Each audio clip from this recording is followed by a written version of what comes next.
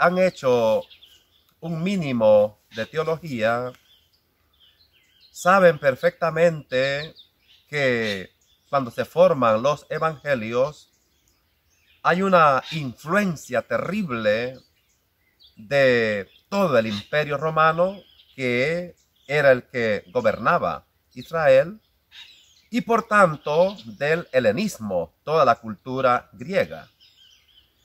Y la cultura griega, que es la cuna de los presocráticos, tales de Mileto, Anaxímenes, Anaximandro, Sócrates, Platón, Aristóteles, etc., tiene también como tres grandes corrientes que influyeron terriblemente en el cristianismo y por tanto en la formación de los evangelios. Y es todo el caso del platonismo, el gnosticismo y el estoicismo. Y estas corrientes filosóficas dividieron lo divino y lo humano, la materia y el espíritu, el cuerpo y el alma, y argumentaban de que el cuerpo era como una cárcel donde estaba el alma y que había que liberarla. Y algunos fragmentos del Evangelio de Juan tienen este peligro de hacernos pensar de que existen dos historias, la historia divina y la historia humana. Pero al examinar despacio los evangelios, vamos a caer en la cuenta de que al encarnarse el Emmanuel, Dios entre nosotros, hay una sola historia. Hay una sola historia. Y por tanto, esas separaciones de lo sagrado y lo profano, de lo divino y lo humano, eso tiene que quitarse. Hay una sola historia impregnada por Dios. Y en cuanto seamos más humanos, entonces somos divinos. Veamos el evangelio de este día, Juan 3, 31 al 36. Dice la palabra del Señor: el que viene de lo alto está por encima de todos. El que es de la tierra y habla de la tierra. El que viene del cielo está por encima de todos. De lo que ha visto y oído da testimonio, y nadie acepta su testimonio. El que acepta su testimonio certifica la veracidad de Dios. El que Dios envió habla las palabras de Dios, porque no da el Espíritu con medida. El Padre ama al Hijo y todo lo ha puesto en su mano. El que cree en el Hijo posee la vida eterna. El que no crea al Hijo no verá la vida, sino que la ira de Dios pasa sobre él. Palabra del Señor. Este es uno de los fragmentos del Evangelio de Juan que nos pueden hacer caer en la cuenta de que existe el que se ocupa de las cosas del cielo y que hay otros que se ocupan de las cosas de la tierra y hablan de las cosas de la tierra. Cuidado, porque lo que tenemos muy claro es que Jesús fue de una dimensión tan divina, pero en tanto realizó lo humano de forma plena. El hecho de encarnarse, el hecho de nacer en Belén y el hecho de que muchas veces le encontramos llorando, le encontramos comiendo, le encontramos compartiendo mes y mantel con pecadores, etc. Pero hay unos 5 elementos que yo quisiera traer a colación para no hacer esta división, sino saber que hay una sola historia y que lo importante es ser cada día más humanos, más fraternos.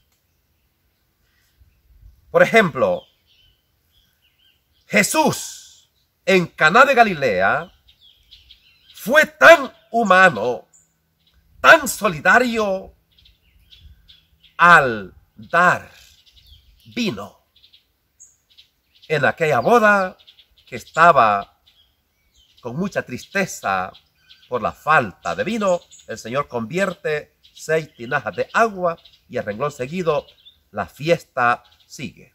Eso es muy humano. Número 2.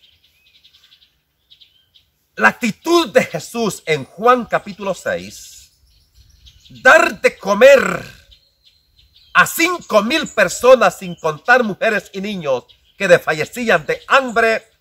No me vengas a decir de que esto es tan celestial y tan divino. Es humano el quitar el hambre de aquellos necesitados. Tercero, Jesús tendió una mano a los paralíticos, a los cojos, a los ciegos. Tendió una mano a la suegra de Pedro y a muchos enfermos. En el caso de los leprosos, no solamente los cura, sino que los toca para darles afecto, para darles cariño, para darles amistad y para decirles: cuenta conmigo. Eso es humano. 4.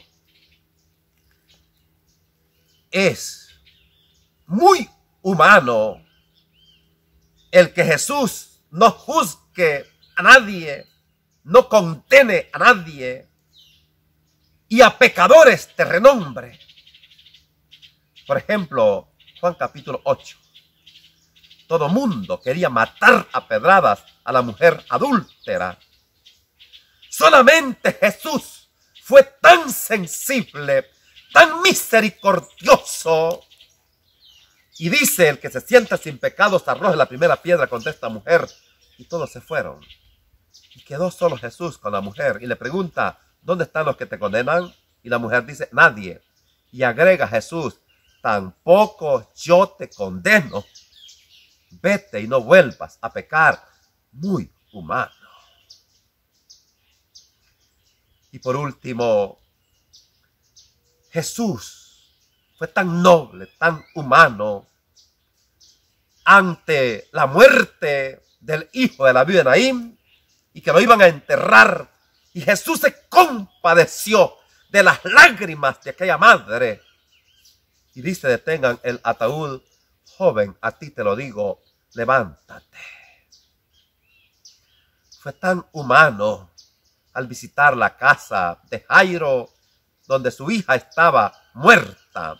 Sube a la tercera planta, Talita cum, que quiere decir: niña, contigo hablo, levántate. Y fue tan humano con Marta y María ante la muerte de Lázaro.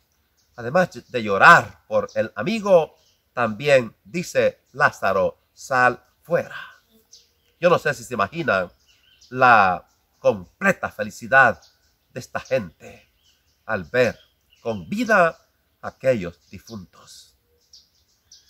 Lo que el Señor quiere es que evitemos esas serias divisiones que hacen tanto daño, y queriendo ocuparnos de cosas celestiales, de cosas divinas, descuidando lo humano. Jamás olvide la carta de Juan. ¿Cómo puedes decir que amas a Dios a quien no ves? Si no amas al hermano a quien ves. No nos engañemos, hermano, y no hagamos el ridículo. Y jamás olvide Lucas 10:13 concretamente.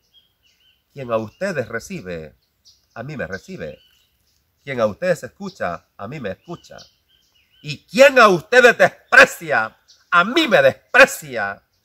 ¿Y quién me desprecia a mí? Desprecia aquel que me ha enviado. O sea que dejar de ser humanos nos hace fuera totalmente de Dios. Nos aparta totalmente de Dios. Mucho mejor todavía. Mateo 25:31 en adelante. Lo que hagas a uno de estos mis pequeños, conmigo lo hicieron. Es fácil ir a hacer un show a la iglesia y decir gloria a Dios y aleluya y aquí se siente y todo. Eso está bien. Pero si esto no te lleva a ser más humano, pierdes el tiempo. Que la bendición de Dios Todopoderoso, Padre, Hijo y Espíritu Santo descienda sobre usted y permanezca para siempre. Amén.